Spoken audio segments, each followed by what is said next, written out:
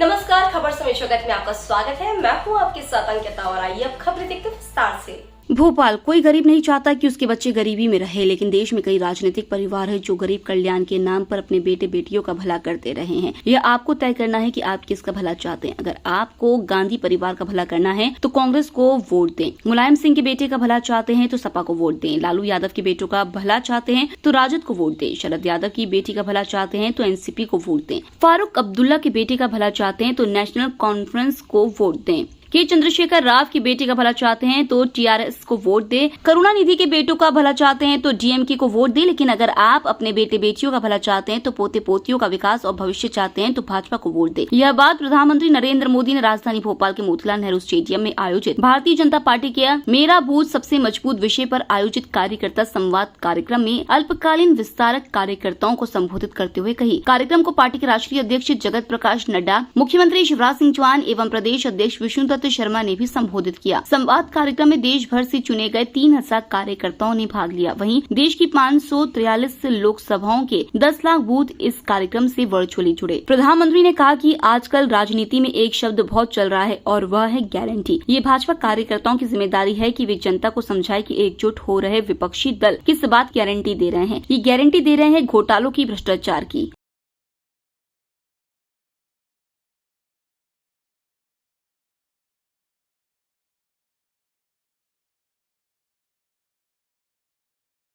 DISE पर मौजूद है और वंदे भारत एक्सप्रेस को हरी झंडी दिखाकर रवाना करने हेतु माननीय प्रधानमंत्री जी से विनम्र अनुरोध है कि सभी नागरिक गणमान्य नागरिकों से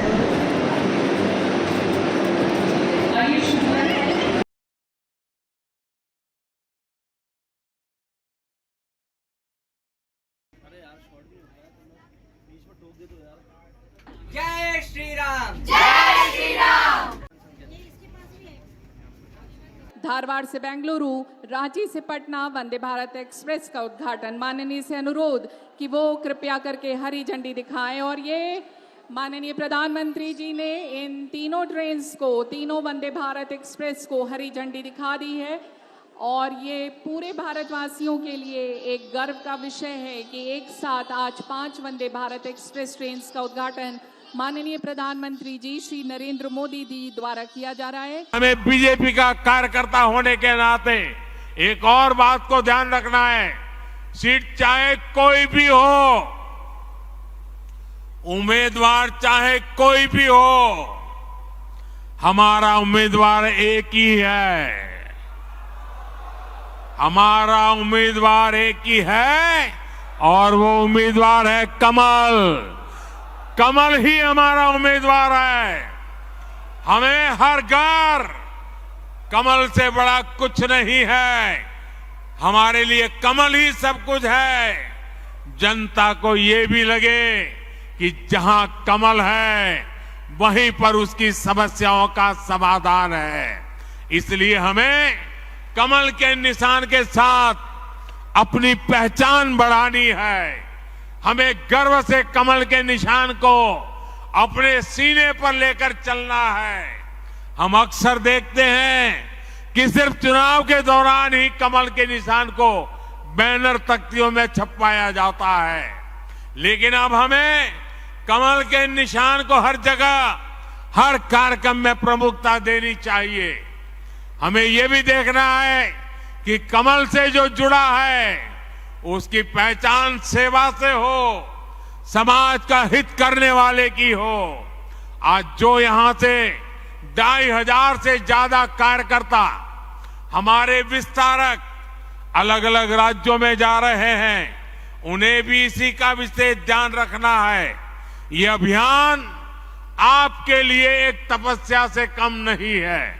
जिस गांव में आप जाएं, वहां के लोगों के साथ, समाज के साथ उन्हीं की तरह जीवन जिए, ना अलग रहें और ना ही अलग दिखे।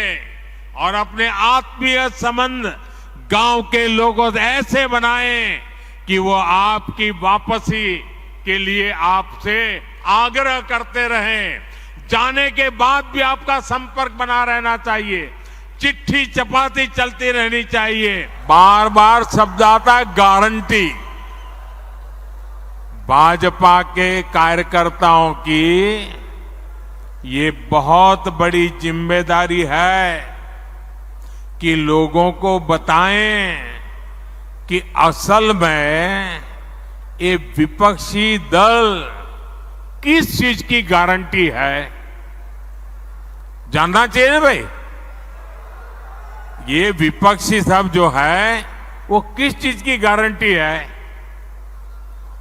ये सारे लोग, ये दल गारंटी है भ्रष्टाचार की। ये गारंटी है लाखों करोड़ रुपयों के घोटालों की। कुछ दिन पहले इनकी एक फोटो ऑप कार्यक्रम हुआ था, मिलकर के फोटो निकालने का एक कार्यक्रम हुआ था। इस बैठक में शामिल दलों के इतिहास को देखेंगे तो पता चलेगा कि वो सब मिलकर के, जितने भी लोग वो फोटो में दिखते हैं ना, एक एक को जरा देख लीजिए, उन सबका मिलकर के टोटल लगाएंगे तो ये सारे मिलकर के कम से कम 20 लाख करोड़ के घोटाले की गारंटी है। आज भारत दुनिया के उन देशों में है जहां विकास तेजी से हो रहा है और महंगाई दर नियंत्रण में है। आप कल्पना कर सकते हैं कि कोरोना के बाद दुनिया के कितने ही देश हैं जहां महंगाई ने सारे रिकॉर्ड तोड़ दिए हैं। उन देशों में गरीब हो, मध्यम वर्ग हो, आज महंगाई की वजह से हाहाकार।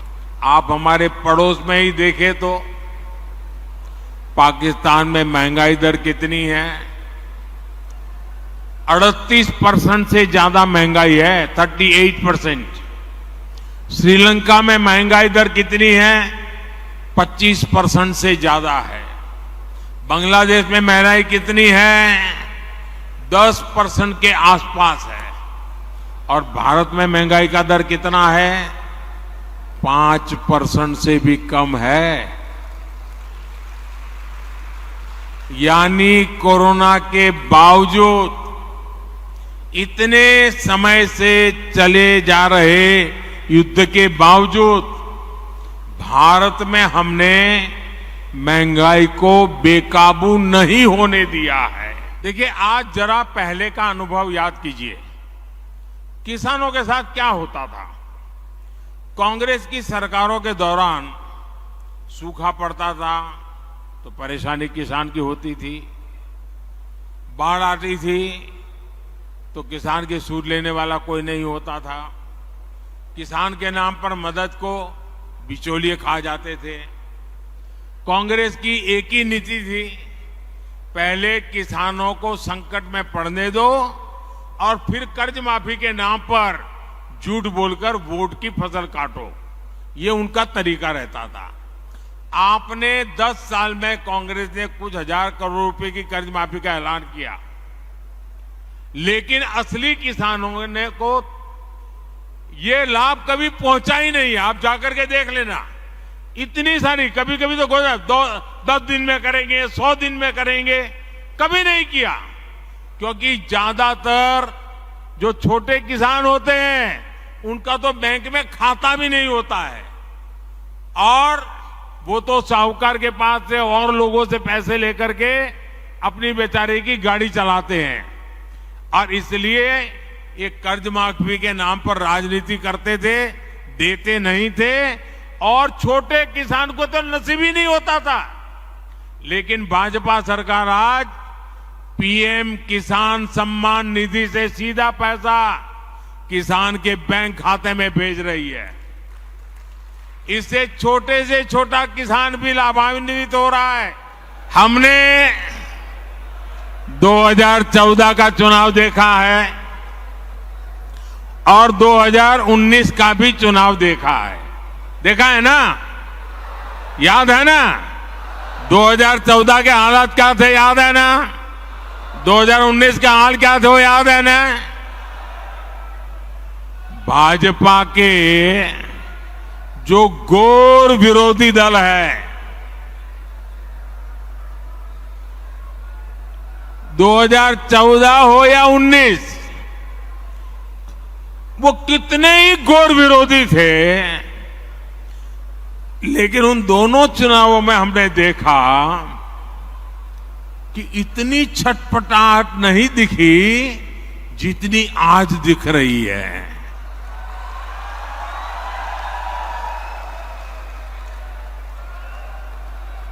जिन लोगों को कुछ लोग पहले अपना दुश्मन बताते थे, पानी पी पी कर कोसा करते थे, गालियां देते थे, अब उन लोगों को आगे जाकर वो साष्टांग प्रणाम कर रहे हैं, नतमस्तक हो रहे हैं।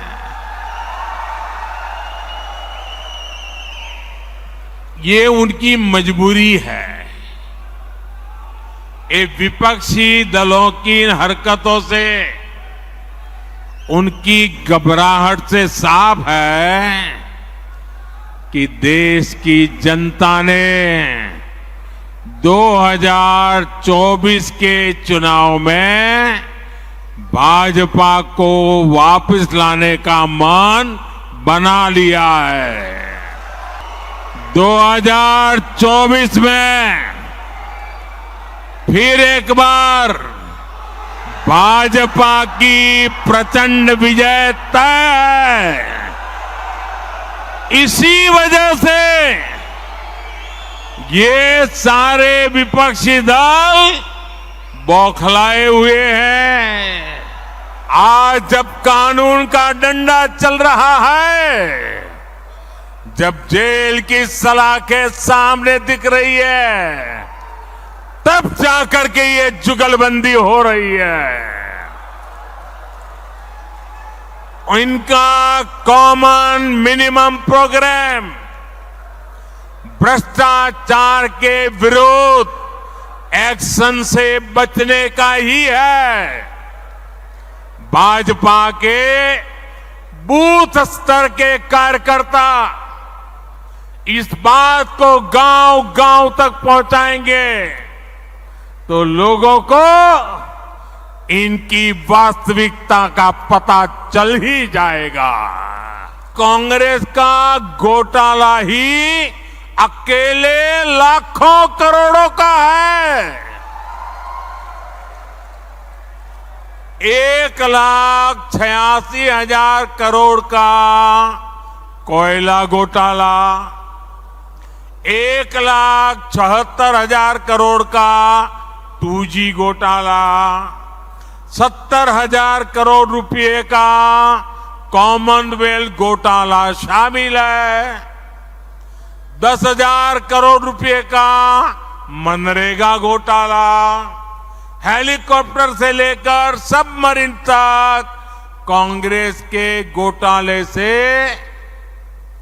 कोई ऐसा क्षेत्र नहीं है जो कांग्रेस के घोटाले की हाथ का शिकार न हुआ हो। तो आज मैं भी एक गारंटी देना चाहता हूं, अगर उनकी घोटाले की गारंटी है तो मोदी की भी एक गारंटी है,